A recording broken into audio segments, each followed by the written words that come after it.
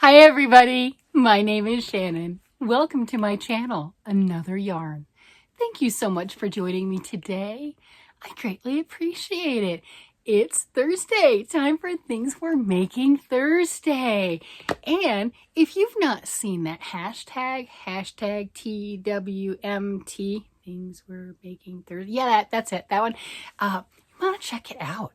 This is a collaboration between countless content creators and non-content creators alike. And what we're doing is we're all making the same theme category of item. So the month of November is hats. Any type of hat, whatever type of hat. And if you've been around for a little while, you know I have been consumed with hats for about a month now. It might be a little excessive, but you know, I was just pretty much buried in snow for the last week, so I'm gonna say it wasn't excessive. Now, granted, I did not leave the house during that time period. No, I get sick, but that's okay. And look, I'm better. See, look, voice is so much better. Still a little ick, but whatever. It's fine. So I felt quite appropriate making tons and tons of hats. Like I said, I'd like to give a hat away to the people that I work with, which means I want to get some extra worked up and a little bit of a variety of hats, working on those that I can go ahead and give a choice, right? You know, give a choice to people to give away. The girls, or the more effeminate hats, are easier for me to make because I put things in it that I like. I like lace, I like cables, I like, baubles and stuff like that. And that may or may not be a good choice for the guys. Now, that depends. Obviously you can have texture and cables and all sorts of wonderful stuff for guys' hats too. So I'm not saying you can or you can't, but I'm like, generally for the guys, oh, I found the other one. It's like this. These are both my husband's. My husband is spoiled. We know, look at this, look. I mean, are they not the same? I think he said one's just a little bit bigger than the other. Yeah, one's just a tad bit bigger than the other, but not my, I mean, you can hardly tell. But these are both his. They're both really plain, boring, tiny, tiny, tiny stitches. And they're both lined. You can see the line right here. And you can see there's a line, a thicker line right there. Now, this one is very nice. That is a cashmere blend. I do remember that. I remember one weight yarn, tiny needles. I think I might have used zeros on that, just really getting that tight. And that is my liner on this one. And on this one, whatever the yarn was, I don't remember, is it's lined and it's attached right there. So I used the same yarn and stockinette, very, very tight, tightly woven. But that is a massive labor of love. Ooh, it's getting hot in here. I turned the fan off, probably shouldn't have. There you go. So these are some of his. And I'm just showing you with his lined hats. This is what our son wants, is like this, one of these. He's like, it's not the same unless it's a lined hat, Mom. Anything else is just whatever. But he really goes out and he plays in the snow. I.e., he walks his dog for a serious amount of time, to include the week that we were snowed in. He was out walking his dog. I didn't leave the house. No. Another one that we have lined, look at this. Yeah, you're like, that's color work. Of course it is. You can tell with all the floats, right? And that is that same, it's a cashmere blend. I do remember that. But look how tiny those stitches are. And then here's the color work. And I don't know what year I made this. I made these for hubby, the kids. My daughter had one. Hers was pink and brown. But just that lined, extra warm, extra thick. This is another one of hubby's. So he's got all of these. And I bring that up because my husband really enjoys the things that I make. That's what I was talking about yesterday. And he claims them to include, I've got this one going on, and this right here, that curled up bit, is the same as this right here. It's going to be flipped up. I've got that right there, and then I did my purl edge and everything. And then once I get it to the same length right here, I'll attach the two. It'll be seamless. So that's what this is, and that's what hubby's trying to claim. He wants the lined hat. Well, The son will actually wear it more. Hubby has quite a few, as we can see, because he obviously needed 2 of the same hat. 2. And it's not even a fun one. I had to show it because I was telling you about it, and it's like, you're not going to believe I actually did make 2 of these. Yes, I did. My husband is spoiled. He's loved. He's very, very loved. There's no doubt about it. But yeah, that's how that goes. Oh, this is a free pattern, Pirate something. If I can find it on Ravelry, I'll go ahead and add it. It doesn't have the instructions on how to do the liner. I did have a commenter asking me if I would, maybe after the holidays, go ahead and do a tutorial or kind of explain that process, doing a tutorial along that line of what I did here as an example to show. I think I can do that. Yeah, I can do that. Obviously, not right now. But yeah, I can definitely get to that part. It does make a nice difference. That's that soft luxury yarn, whatever it is that you have, that's soft luxury, whatever. And then you're outside. So the soft, beautiful stuff is what's touching your head. And I show all those to say, you know, hubby he's spoiled. We know this. I mean, he spoils me. He really spoils me with yarn and everything else that I might be interested in. So, you know, it's only fair. And let's see. So one of the hats that I showed yesterday was this one, which is also a free pattern. I did this out of the Knit Picks Brava Sport.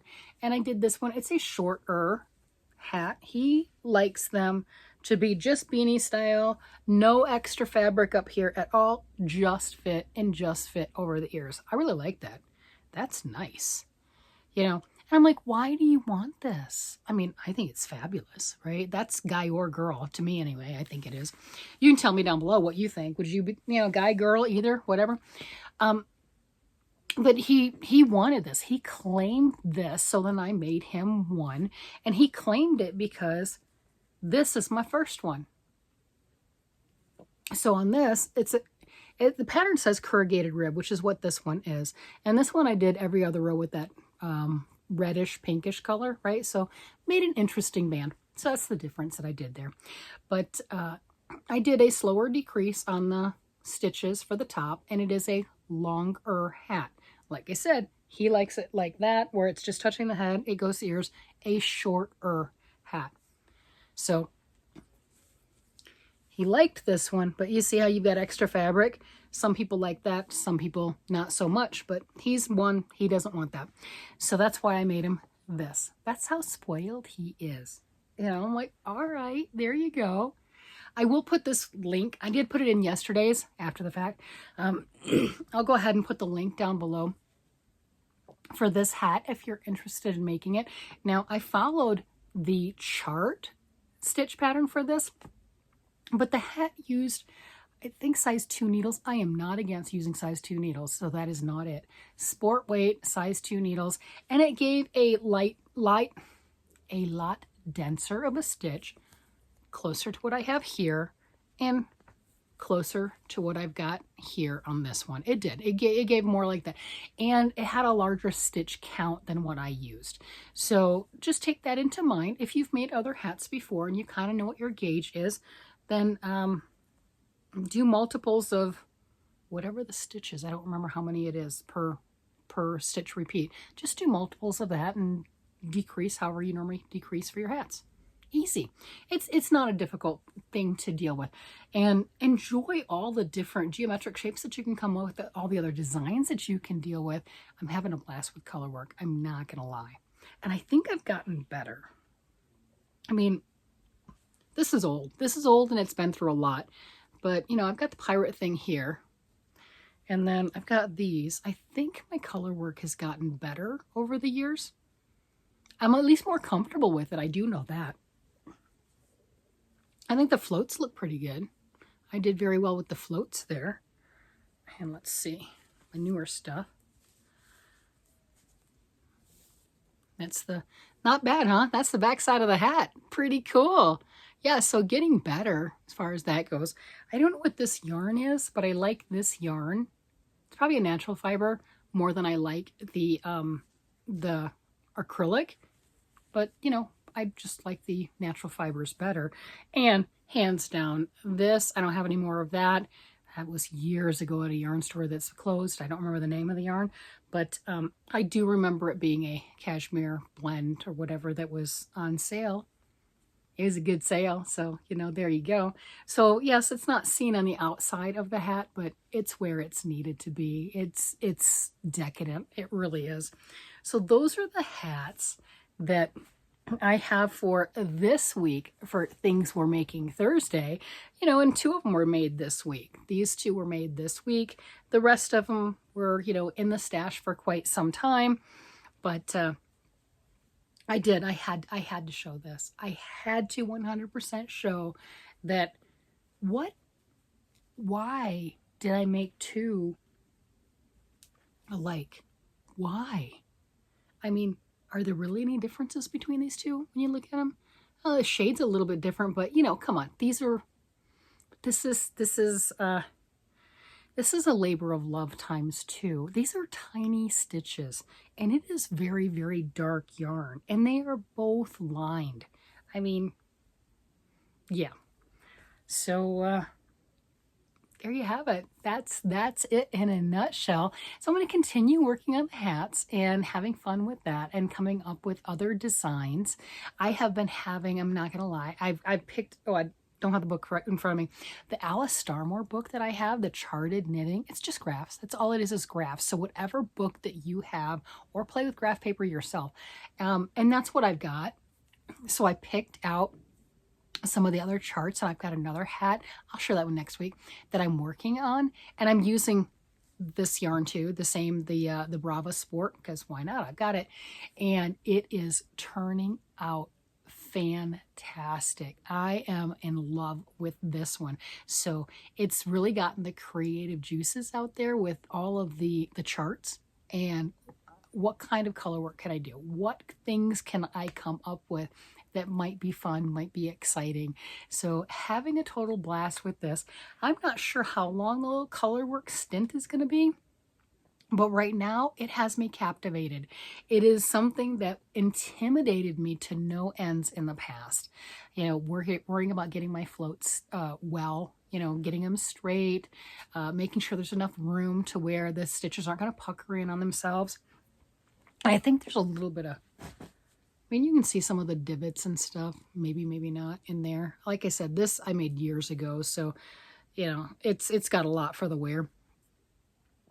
But working on that and trying to get those stitches even regardless of the hat pattern or regardless of what it is that's being made, I think part of the thing I'm working up to, maybe one day in the future, not right now because I got a bunch of stuff going on, I'm going to do some socks, and I'm going to put some color work on the socks. I don't want to necessarily do all over color work like the hats and everything, but some up around, I know this is lace, but do the cuff and maybe some motifs right here in the sock area, and then plain for the rest of the sock, but just something right up around the calf and everything. I know when you're wearing pants or whatever, you're not going to see that anyway, but for that matter, when you're wearing pants and what have you, you don't see all the lace either, so what's the difference? But I think I can do that and be comfortable with that.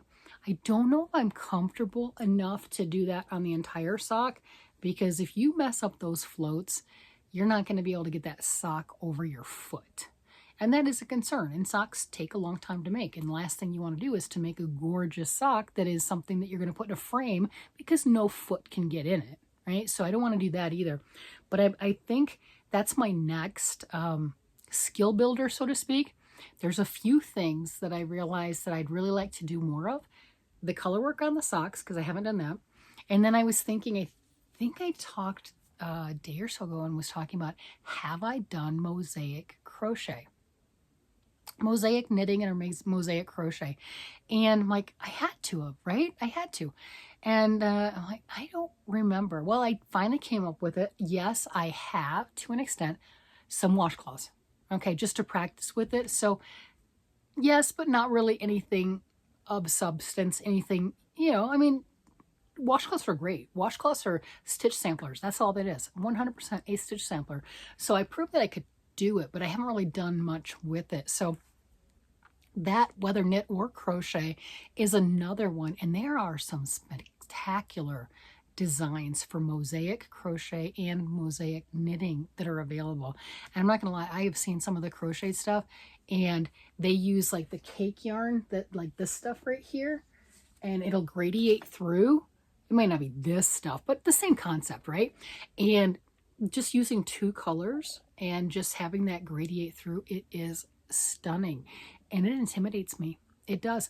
So I've looked at a couple of patterns and I'm like, ooh, that's a whole new terminology with, because there's like interlocking crochet and interlocking stuff. And some of you might know what I'm talking about. That's intimidating. I don't know if you've done it.